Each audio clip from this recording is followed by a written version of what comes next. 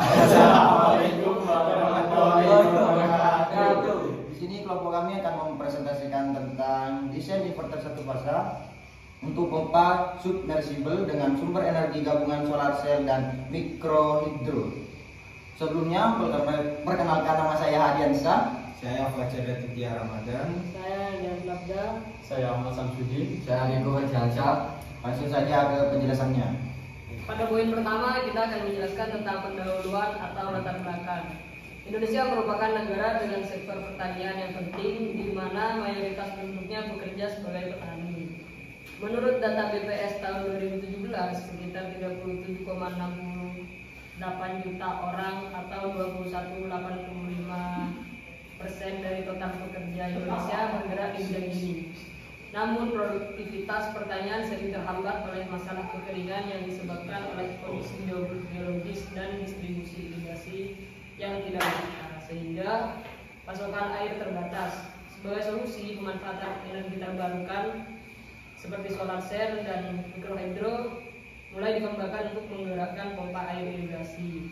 Energi yang dihasilkan umumnya berbentuk arus searah atau DC dan disimpan dalam baterai untuk digunakan oleh peralatan yang membutuhkan arus bolak-balik atau AC. Diperlukan inverter. Sistem inverter yang digunakan melibatkan konverter double boost untuk menaikkan tegangan dari 12 VDC menjadi sekitar 311 VDC. Teknologi ini diterapkan pada pembangkit listrik. Nah, di sini menjelaskan tentang dasar teori. Perancangan sistem ini mengintegrasikan dua sumber energi terbarukan. Yang pertama, sel surya DC efisiensi 15-12% dan mikrohidro AC yang dikonversi ke DC. Biasanya disimpan dalam baterai asam timbal, lithium ion atau LiFePO4. Sistem menggunakan kontrol pengisian MPPT untuk efisiensi maksimum, serta pengontrol hybrid untuk menerima input dari kedua sumber. Inverter berfungsi mengubah arus DC ke AC menggunakan topologi half bridge atau full bridge berbasis MOSFET atau IGBT dan metode modulasi PWM atau SPWM untuk mendekati gelombang sinusoidal. Untuk menyaring harmonisa dan meningkatkan kualitas sinyal menggunakan filter LC. Pengontrol sistem seperti microcontroller atau DSP dibutuhkan untuk menghasilkan sinyal PWM dan mengelola sistem secara keseluruhan. Nah, termasuk proteksi terhadap over voltage, over current, dan suhu berlebih. IMS berperan dalam menentukan prioritas penggunaan energi antar sel surya dan mikrohidro. Karena pompa submersible merupakan beban induktif, inverter harus mampu mengenai arus awal tinggi 5-7 kali arus normal. Dilengkapi fitur soft start dan SVD variable frequency drive untuk pengaturan kecepatan pompa. Desain juga harus menyertai sistem 90-97% ketahanan terhadap kondisi lingkungan. Oke, untuk penjelasan pada flowchart ya, yang pertama itu kita mulai dari prosesnya dimulai ya, terus lanjut ke sumber energi yaitu PV solar cell atau panel surya. Lanjutnya ke mikrohidro, pembangkit listrik tenaga mikro, yaitu kedua dari sumber energi ini yang digunakan secara bersamaan sebagai input sistem. Lanjut ketiga yaitu buck boost converter. Nah, kedua sumber energi PV dan mikrohidro masing-masing melalui buck boost converter yang berfungsi untuk menaikkan atau menurunkan tegangan agar sesuai dengan kebutuhan sistem tersebut. Nah, untuk menstabilkan output dari masing-masing sumber.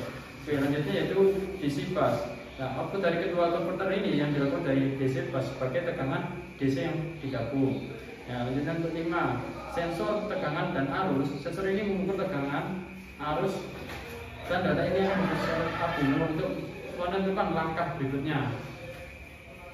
Selanjutnya keenam, Arduino. Arduino memproses data dari sensor dan memutuskan jika tegangan sama dengan 12 volt dan arus sama dengan 1 sampai 2 ampere, maka sistem langsung menuju ke output. Jika tidak, maka sistem menggunakan baterai sebagai sumber cadangan. Yang ketujuh, baterai. Jika tegangan atau arus tidak mendukung, maka energi diambil dari baterai untuk melanjutkan proses. Yang kedelapan, double boost convert atau DBC. Digunakan untuk menaikkan tegangan dari baterai atau sumber daya DC ke level yang dibutuhkan untuk inverter. Yang kesembilan, inverter mengubah tegangan dari DC menjadi AC. Yang kesepuluh, filter menyaring sinyal AC dari inverter agar bersih dan stabil sebelum masuk ke beban. Yang ke-11, yang terakhir, selesai. Proses selesai dan daya dapat digunakan oleh beban. Kesimpulan, flow-cat ini menunjukkan sistem pembangkit listrik hybrid otomatis dengan dua sumber energi, matahari dan air, menggunakan pengendali Arduino untuk memastikan tegangan dan arus sesuai serta mendukung penggunaan baterai jika diperlukan. Output akhir adalah listrik AC yang telah difilter. Ini saya akan menjelaskan tentang hasil simulasi dari jurnal tersebut dan sesudah dimodifikasi.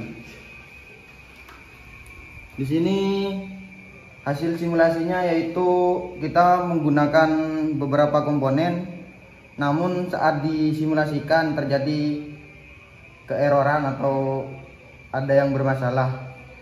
Nah, setelah kita modifikasi, yaitu kita hanya mengubah nilai-nilai dari komponen-komponen tersebut. Langsung saja ke hasil yang sudah kami modifikasi, yaitu dari nilai resistornya serta dari nilai kapasitornya dan nilai dari diodanya. Sekian yang bisa saya jelaskan, kurang lebihnya mohon maaf. Sekian presentasi dari kelompok kami, kurang lebihnya mohon maaf. Wassalamualaikum warahmatullahi wabarakatuh.